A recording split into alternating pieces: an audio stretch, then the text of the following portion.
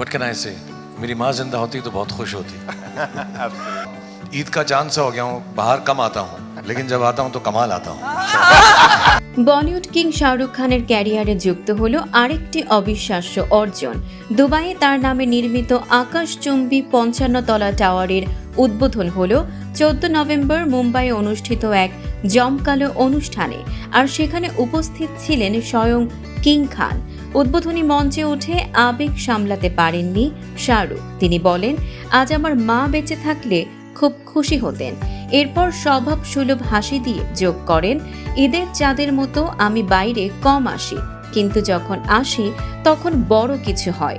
টাওয়ারের বিশেষ বৈশিষ্ট্য তুলে ধরেন দানিয়ম গ্রুপের ম্যানেজিং ডিরেক্টর এবং রিজওয়ানের ছেলে আদিল সাজান। তিনি জানান, টাওয়ারে থাকবে হেলিপ্যাড, 2026 সালেই চালু হবে এয়ার ট্যাক্সি স্টেশন, আর দর্শনার্থীরা এখানে পাবেন এক অনন্য অভিজ্ঞতা।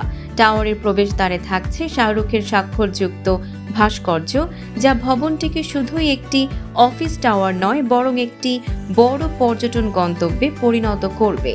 উদ্বোধনী অনুষ্ঠানে দানিয়ম গ্রুপের প্রতিষ্ঠাতা ও চেয়ারম্যান রিজওয়ান শাহজাহান শাহরুখের প্রতি গভীর শ্রদ্ধা প্রকাশ করেন।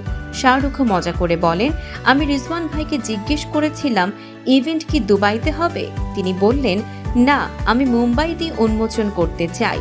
শাহরুখের কাছে যখন তার অনুভূতি জানতে চাওয়া হয়, তিনি আবেগভরা কণ্ঠে বলেন, এটা সত্যিই খুব বড় সম্মান।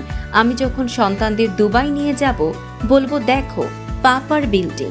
যদিও বিল্ডিংটি রিজওয়ান ভাইয়ের, কিন্তু নাম তো আমারই লেখা আছে। কিং খানকে ঘিরে এই বিশেষ মুহূর্ত এখন বলিউড থেকে আন্তর্জাতিক মহলেও ব্যাপক আলোচনার জন্ম দিয়েছে।